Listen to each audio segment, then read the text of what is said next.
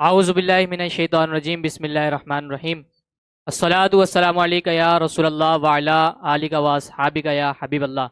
شان اسلام چینل پر دیکھنے والے تمام ہی ناظرین کرام کو السلام علیکم ورحمۃ اللہ وبرکاتہ۔ میں ہوں آپ کا میزبان حافظ فہم قادری۔ ناظرین کرام، رمضان کی آمد آپ کو بہت بہت مبارک، اور آج تو دو مبارک بات بنتی ہیں۔ پتہ ہے کیوں؟ کیونکہ آج جشن ولادت غوث الورا ہے اور رمضان کا پہلا روزہ بھی۔ جی ہاں، غوث اعظم پہلے روزے کو تشریف لائے اس دنیا میں، کیونکہ غوث اعظم ولیوں کے سردار ہیں۔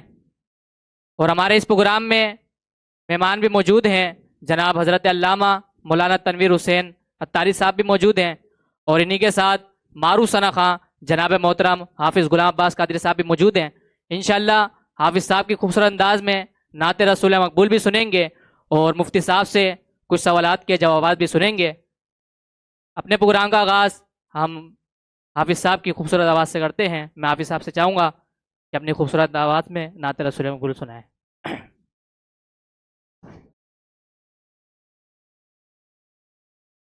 صلی اللہ علیہ یا رسول اللہ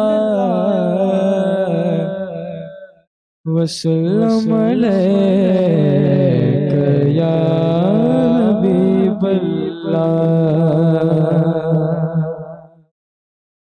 فاصلوں کو خدا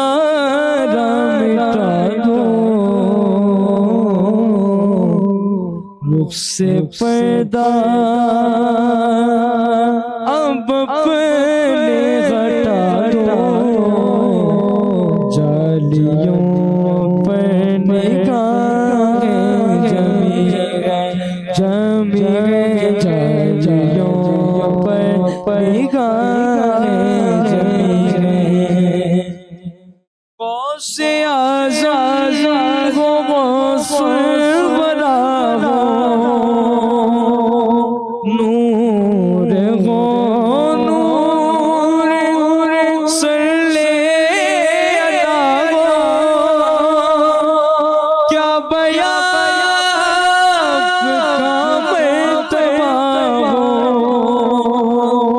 دستگیر اور مشکل کشا ہو، آج دیدار اپنا کرا دو شاہجہاں، آج دیدار اپنا کرا دو، جالیوں پہ نگاہیں جمی ہیں۔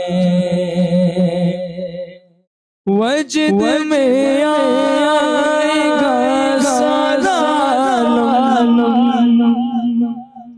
ہم پکاریں گے یا غوث اعظم، وہ نکل آئیں گے جالیوں سے اور قدموں میں گر جائیں گے، مجھ کو پرواز کے پر لگا دو، جالیوں پر نگاہیں جمی گئے۔ اے ولی آپ کے زیر پا ہے دام مصطفیٰ کی ادا ہے، آپ نے دین زندہ کیا ہے، ڈوبتوں کو سہارا دیا ہے، یتیم اپنے سر کو جھکا لو، جالیوں پر نگاہیں جمی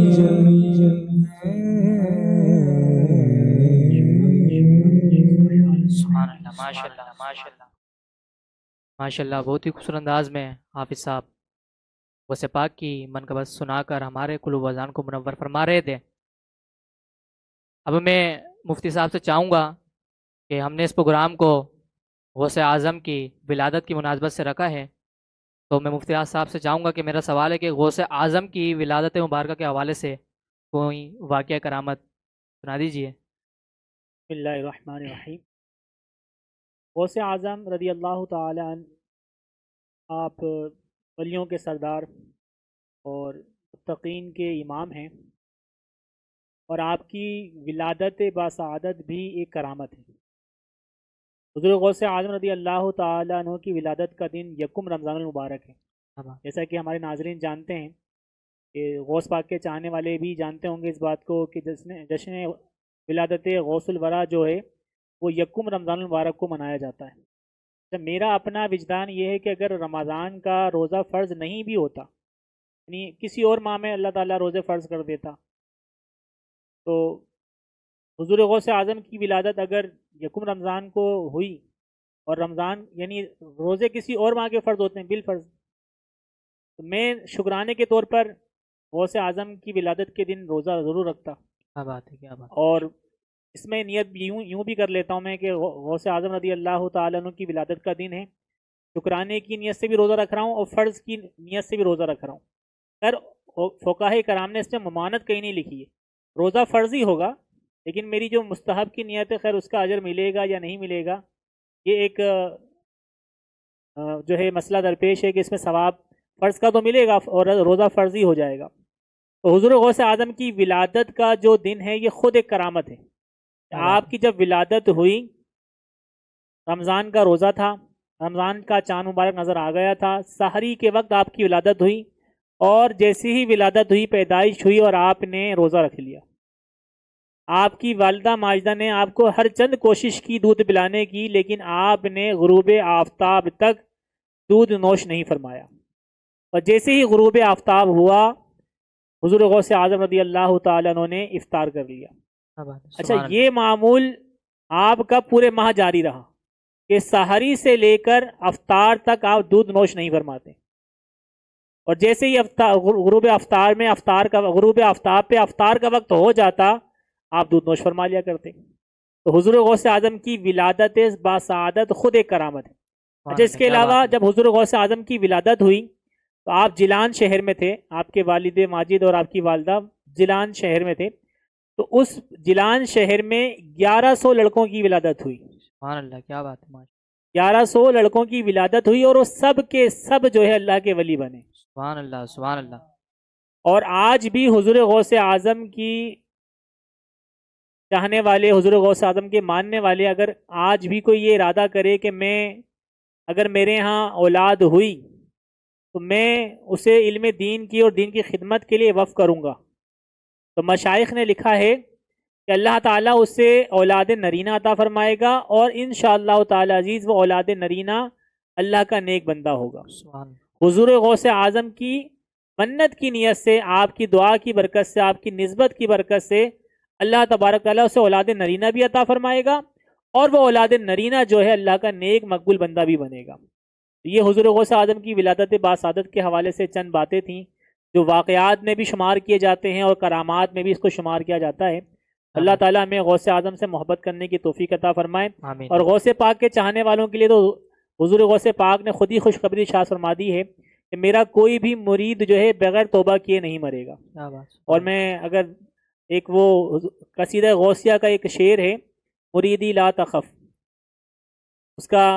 جس کا یوں کہہ لیں کہ اردو کے اندر کسی شاعر نے کیا خوب منظر کشی فرمائی ہے کہ مریدی لا تخف کہہ کر تسلی دی غلاموں کو۔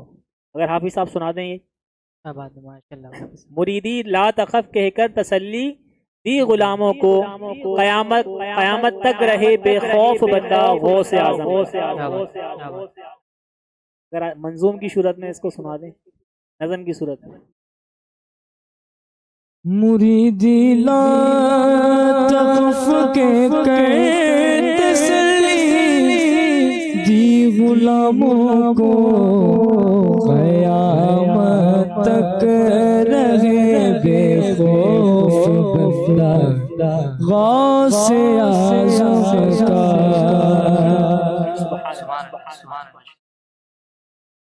تو ناظرین کرام، دیکھا کہ آپ سب نے کہ مفتی صاحب نے ہماری کس قدر بہت ہی اچھے انداز میں ہماری رہنمائی فرمائی. آپ نے غوث اعظم کی بچپن کی کرامات بھی سنائی کہ آپ جب پیدا ہوئے تو آپ نے روزہ رکھا، اور آپ نے جب تک روزہ نہیں کھولا جب تک کہ آپ نے اپنی ماں کا دودھ نوش نہیں فرما لیا. تو ماشاءاللہ بہت ہی خوبصورت انداز میں ہماری علامہ صاحب رہنمائی فرما رہے تھے. آج کے لیے اجازت دیجیے، انشاءاللہ اگلے ایپیسوڈ میں انشاءاللہ آپ سے ملاقات ہوگی. تب تک کے لیے السلام علیکم ورحمۃ اللہ وبرکاتہ. بہار رمضان رحمت و برکت کی ہے